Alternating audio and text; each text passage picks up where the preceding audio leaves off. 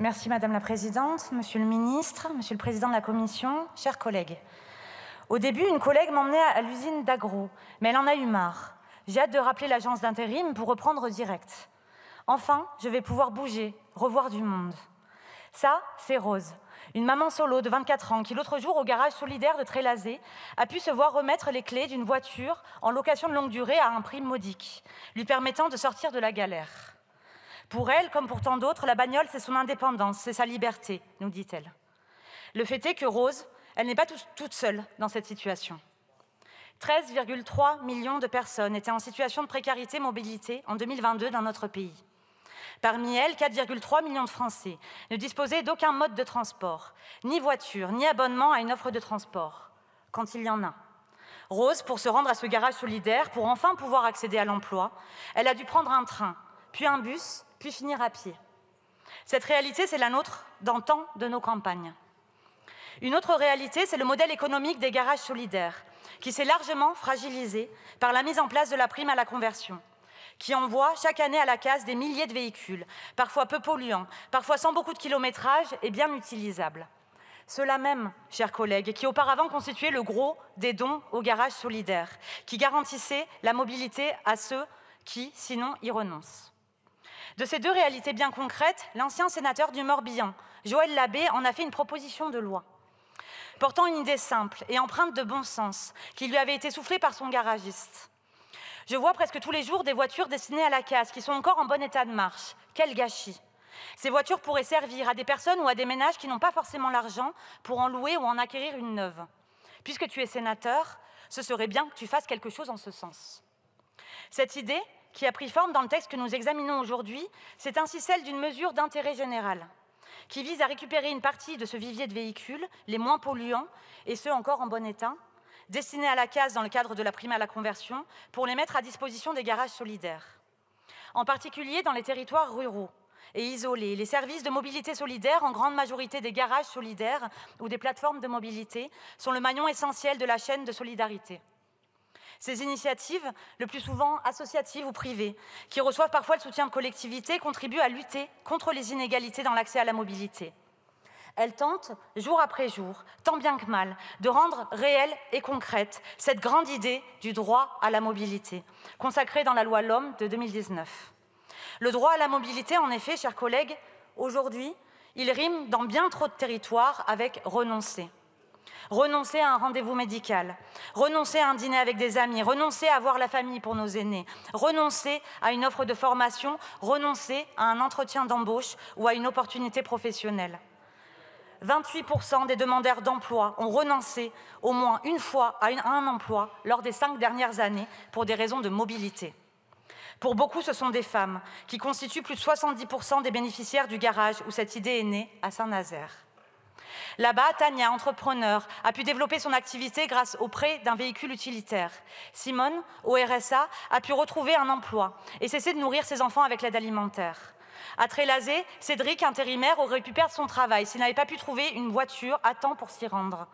Dans le livre d'or, il est écrit tout simplement « Vous aidez des familles à s'en sortir, merci ». Malheureusement, les services de mobilité solidaire sont aujourd'hui en grande difficulté.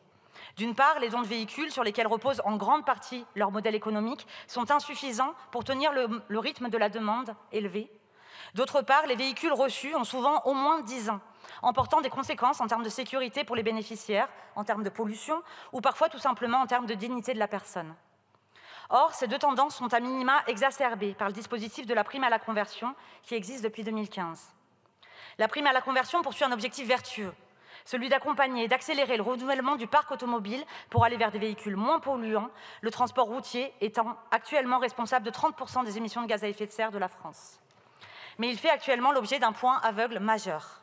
Dans la totalité des cas, sans tenir compte ni de l'ancienneté du véhicule, ni de son kilométrage, ni de son état de fonctionnement, ni de son taux d'émission, les véhicules sont envoyés à la casse.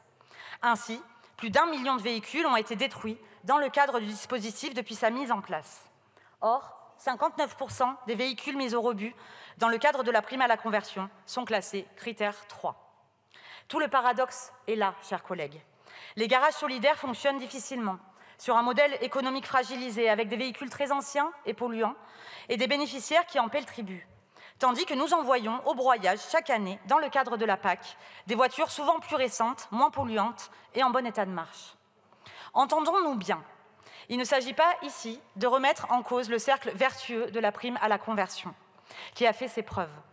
Nous souhaitons simplement introduire un bénéfice social, mais aussi un bénéfice environnemental dans le système, en offrant la possibilité de maintenir en circulation les véhicules les moins polluants pendant une durée limitée au profit des personnes qui en ont le plus besoin, plutôt que de les envoyer immédiatement à la casse.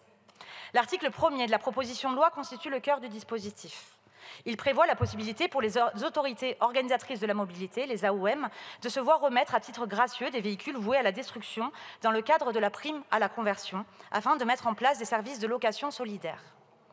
Le dispositif prévoit que cette faculté s'exerce par le biais d'une convention locale conclue sur la base du volontariat entre une AOM volontaire, des associations reconnues d'utilité publique ou d'intérêt général agissant pour les mobilités solidaires et, sur la base du volontariat, les concessionnaires automobiles, les centres VHU et les départements.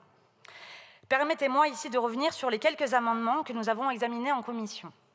Certains d'entre vous ont exprimé le souhait d'élargir le champ du dispositif au-delà de ces acteurs. J'y suis défavorable. D'abord parce que l'esprit de ce texte est de soutenir et de consolider le rôle des garages solidaires, qui doivent rester au cœur du dispositif.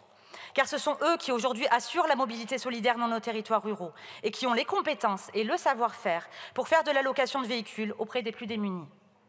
Ensuite, parce que les AOM disposent d'une liberté contractuelle qui n'est aucunement remise en cause par ce texte.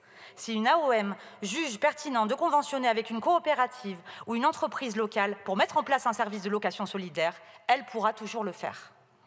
Je voudrais aussi rassurer certains collègues qui ont exprimé des craintes quant à la disposition qui prévoit l'inscription du dispositif dans les plans de mobilité.